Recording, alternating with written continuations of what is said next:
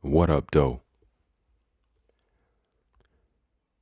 On the 1880 United States federal census for Kentucky, my second great grandfather, his wife, all his children were, in order of visitation, next after my second great grand uncle, his wife, all his children, and in order of visitation, my third great grandfather and his wife were on the same census sheet in a visitation number further down the sheet.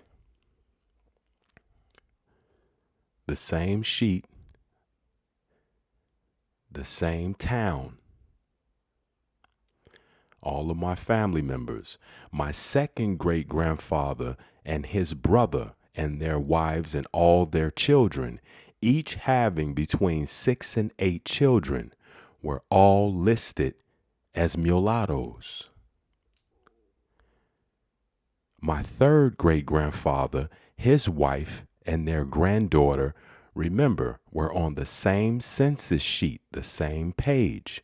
My third great grandfather was listed as black. His wife was listed as mulatto, and their granddaughter was listed as mulatto. The 1880 United States federal census gave my people 5 choices of what to identify themselves as. The choices were white, black, mulatto, Chinese, or Indian. The enumerators who were visiting our people's properties from 1790 to 1900 were predominantly white. And by white, we mean from Afro-Eurasia. I don't just want to put them in a box and say that they were all Anglo-Saxons. And these enumerators were not required to accept answers they knew or believed to be false, and were instructed to record the facts as they could best ascertain them through observation or inquiry of credible persons. So they were given instructions, and they were not required to accept answers they knew or believed to be false. Hence, my people were termed mulattoes, and this was strictly based off of appearance. And not only appearance, but whatever the ulterior motive was for finding out who was on the American soil. And if the people who were on the American soil didn't fit the ulterior motives of the enumerator's masters, they would deem them something that they were not. Why? In order to separate them from the very soil that they sprouted up from. The white, black, mulatto, Chinese, and Indian designations are listed within the color category. So these designations have nothing to do with who my people are. These options are to usher my people into the United States foreigners' protocols, in other words.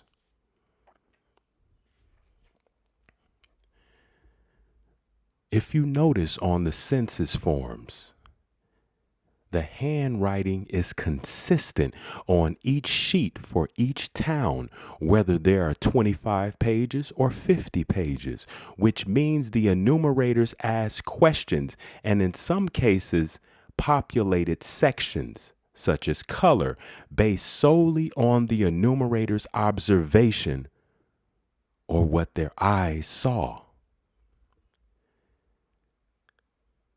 I mean, let's just be honest. On a lot of these census records, my people, it said that they could not read or write, but they did speak English. They spoke American. And what would later become American English. So the people who were the enumerator's masters taught them enough American in order to understand these people, understand your people, understand my people. But they still didn't understand them. They don't understand you today. That's why they have the Urban Dictionary online. So they can know what you talking about. Do you think my second great grandfather told the enumerator that he was a mulatto and so was each member of his family? Does that make sense to you? Or do you think the enumerator on site populated that color section?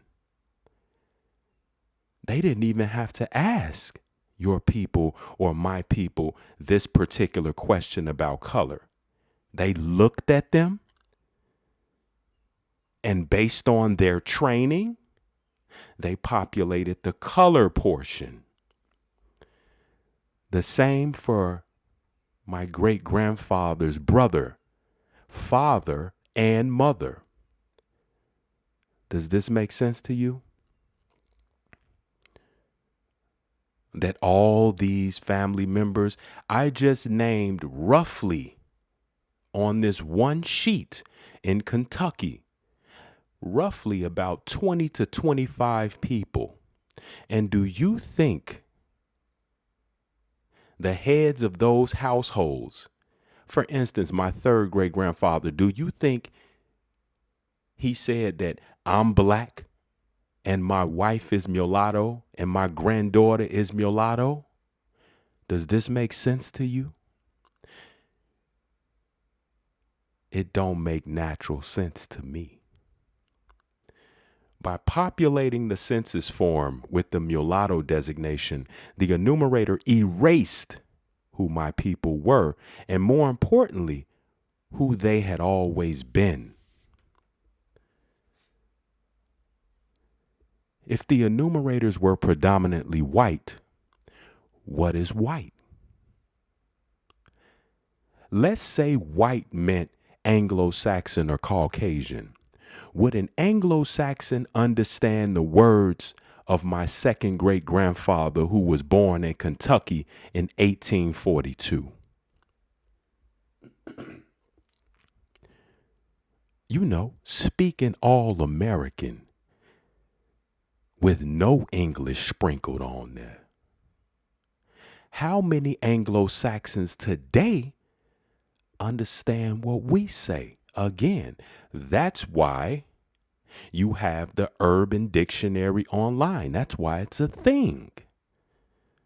So the Anglo-Saxon, the Caucasian, the Roman, the Afro-Eurasian can understand what you say and what you say means and how to say it. Did you think it was a cute tool?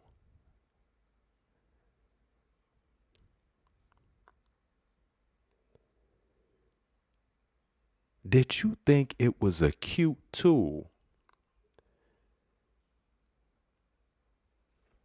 just so they can know all the cool things that we say?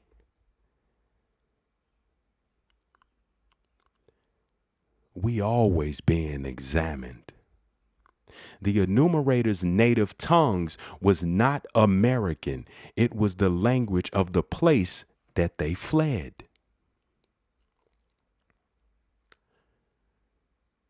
So how would they understand what our people were saying? How? We know how they understand it today. You go to school with them. You send your children to school with them from a young age. You make records. You own all manner of media saying all manner of things. They gonna pick it up. And they're some of your friends, some of our friends, some of our associates. These enumerators were instructed on who fell under each of the provided colors. They were told to use their discretion, their facts, based on their observations.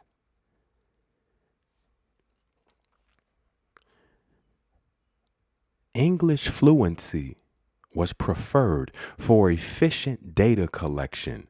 It was not required for census enumerators during the period of 1790 to 1900. If this is so, then how exactly did these enumerators understand the American language spoken by my people, your people, the American Indians?